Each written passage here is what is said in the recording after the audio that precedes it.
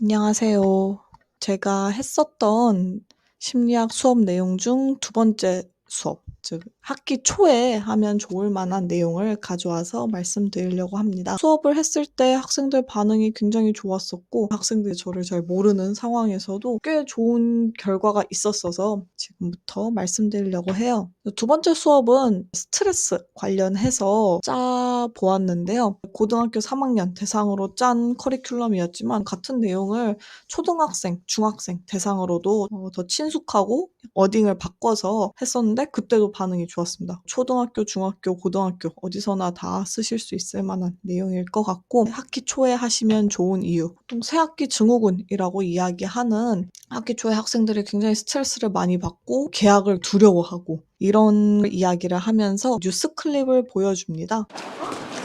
어떤 학생들 새로 적응해야 하는 낯선 환경과 학업 부담에 쉽게 불안해지고 짜증까지 납니다. 이런 식으로 짧은 EBS 뉴스 영상인데 이게 거의 10년 전 뉴스예요. 그런데도 이때부터도 학생들이 학교를 가고 싶지 않아 했다. 10년 전이나 지금이나 개학을 하고 학교에 간다라는 것은 굉장히 긴장될 만한 일이고 걱정과 불안, 야기하고 스트레스를 유발한다. 그런 것들을 이야기를 하면서 넘어갑니다. 그 다음에는 기분 체크를 하는데요. 초등학생들은 첫 수업부터도 반응을 잘하는데 중학교, 고등학교만 가도 반응을 안 하기 시작하는 경우들이 많아서 저는 좀 부담 없이 학생들한테 손 들어봐라 이런 식으로 학생들의 반응을 얻는 편입니다. 학생들한테 주관식으로 질문하고 그러면은 특히 고등학교 3학년은 잘 대답을 하지 않습니다. 지금 기분 어떤지 1번 엄청 좋은 기분인 사람 손 들어봐라 이런 식으로 각 반마다 분위기가 다르고 학생들의 분포도가 달라서 전반적으로 체크하면서 혹시 5번이나 6번 기분을 느끼는 사람들이 있다고 하더라도 나 혼자만 그런 게 아니다. 대부분 나랑 비슷한 기분을 느끼거나 나처럼 느끼는 사람들이 누군가는 있다. 그런 식으로 보편성도 탐색하고 웜업으로 시작을 합니다. 그 다음에는 퀴즈로 학생들의 흥미를 이끌어내려고 하는데요. 이것도 OX니까 학생들이 부담 없이 손을 들어요. 스트레스는 빼야 좋다 또는 고쳐야 좋다. 이게 옳다고 생각하는 사람, O인 사람들 손 들어봐라. X라고 생각하는 사람, 틀렸다고 생각하는 사람들 손 들어봐라. 이런 식으로 하고 바로바로 답을 알려줍니다. 스트레스만으로도 사람은 죽을 수 있다. OX. 정답은 X이고요. 고3은 스트레스를 가장 많이 받는 시기다. 의외로 학생들이 전부 다 O를 들 것 같지만 그렇지 않습니다. 반반 정도 의미 있는 삶은 스트레스를 받는 삶이다. 학생들이 여기에서는 답변하기 어려워하는 경우가 많습니다. 모두가 다 답을 하지 않더라도 언어적으로 자기의 의사를 표현하기 어려운 경우 또는 낯선 환경에서는 좀 소극적인 학생들, 그런 학생들도 참여할 수 있게 하기 위해서 부담 없이 자신의 의사 표현을 할 수 있는 퀴즈로 좀 시작하는 편이고요. 답을 체크한 다음에 조금 설명을 합니다. 학생들이 이걸 맞추는 게 중요하다기보단 이런 식으로 생각을 해보는 거죠. 이렇게 생각을 안 해봤었던 학생들 한번 이렇게 생각을 해보고 스트레스는 없애야 좋다, 고쳐야 좋다. 라고 생각을 하는데 스트레스를 없앨 수 있는가 그리고 정말 없애는 것이 좋은 것인가에 대한 얘기를 우리가 지금부터 할 거고 스트레스 받아서 죽을 것 같아 이런 말을 한국인들이 많이 입에 달고 사는데 실질적으로 스트레스로 사람이 죽는다라기보다는 사실 스트레스로 인해 건강 악화되는 요소들이 많아지는 거죠.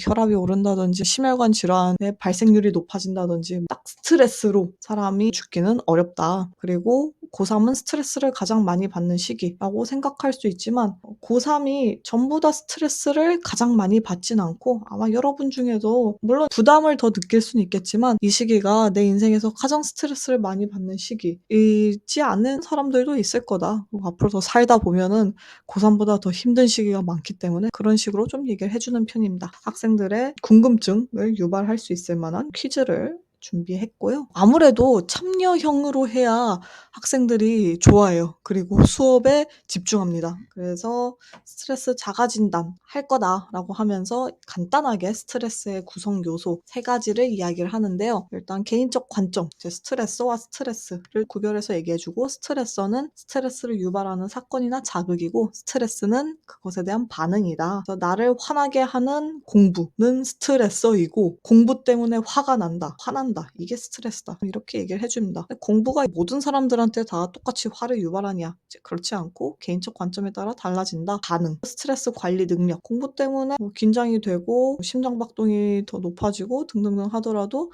그냥 상태가 괜찮아요. 건강하고 잠도 잘 잤고 먹는 것도 잘 먹고 있고 대인관계 큰 문제 없고 집에서도 지지적이에요. 그리고 내가 스트레스 받을 때 어떻게 해야 될지 안다. 그럼 스트레스 관리 능력이 좋은 거고 같은 상황에서도 스트레스를 덜 받을 테고 이런 세 가지가 합쳐져서 스트레스라는 반응이 나타난다. 그래서 사실 스트레스는 우리가 다 나쁜 걸로만 생각하지만 신호다. 우리의 마음과 몸한테 지금 이 정도의 자극을 받아들일 수 없으니까 너가 좀 더 늘려야 된다. 왜냐면 이 정도 자극을 받아들일 수 있으면 스트레스를 받지도 않죠. 그런 얘기를 하면서 스트레스의 주도 슬쩍 끼워 넣어서 얘기합니다. 짤 같은 경우에는 고3이라서 제가 요 짤을 썼어요. 꼭 고3한테만 적용되는 얘기가 아니라 인생에서 굉장히 중요한 것들이 많고 그런데 그 중요한 것들이 꼭 내가 원하는 대로 되지 않는다고 하더라도 그게 정말 최악의 결과인지 이게 좀 더 유연하고 적응적인 관점이라고 생각합니다. 그래서 요 얘기도 같이 하면서 스트레스 종류는 세 가지가 있고 우리가 그냥 스트레스 받는다라고 할 때는 디스트레스, 즉 나쁜 스트레스를 의미하는데 좋은 스트레스,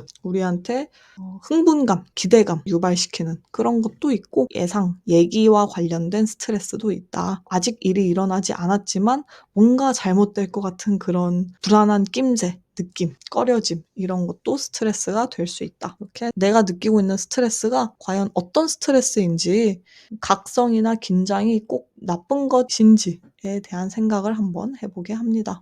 그 다음에 스트레스를 다양한 방법으로 잴 건데요. 스트레스를 다양한 방법으로 재는 이유는 그래야지 더 종합적인 본인에 대한 결과를 낼 수 있기 때문이라고 설명하면서 심장박동으로 스트레스를 재는 경우 60초를 초시계를 가져와서 60초 이제 지나면은 학생들한테 지금까지 몇 회 뛰었는지를 이제 적어놔라 라고 이야기를 하는데요. 생각보다 학생들이 굉장히 집중해서 합니다. 두 번째로는 호흡으로도 스트레스를 잽니다. 1분 동안 나의 숨이 몇 번인지 들이쉬고 내쉬는 것까지 숨이다 설명을 해주고 마찬가지로 60초 동안 또 잽니다. 정상 범위를 알려줘요. 정상 범위는 심장박동은 평균 7, 정상 숨 쉬는 횟수는 12에서 16숨 이다 라고 얘기를 해주고 범위 안에 들면 최소한 신체적 반응으로 잴 수 있는 스트레스는 있지 않다. 지금 내가 스트레스를 별로 안 받고 있는 상태다. 이렇게 이야기를 해줍니다. 그 다음에 생활사건 척도로도 스트레스를 잴 수 있다 라고 얘기를 해주면서 조금 설명을 해줍니다. 홈즈와 만든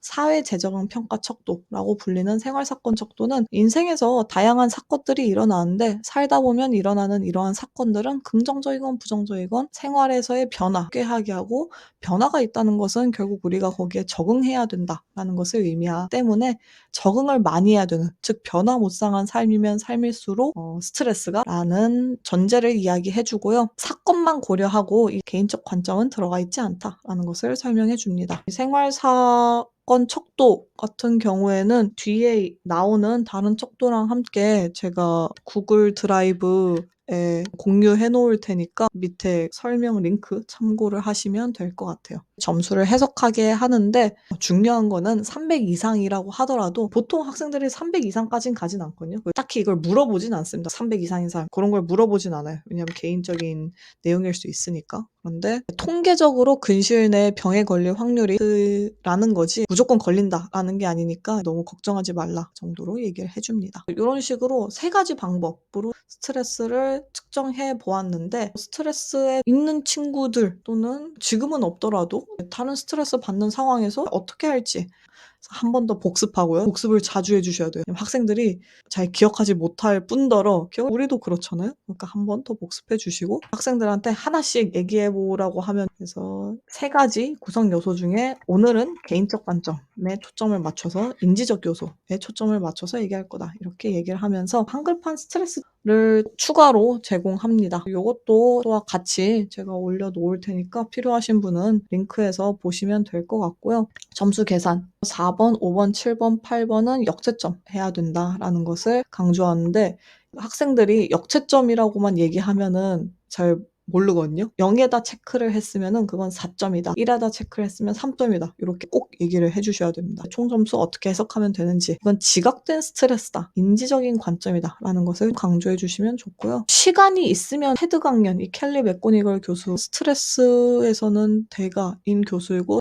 한국어 자막이 있는 좋은 강연이 있어서 같이 보면 좋은데 보통은 여기 오면은 거의 수업 시간이 끝나요. 고등학교 50분 수업이니까 다음 시간에 요 좀 더 추가적으로 보시면 좋을 것 같습니다.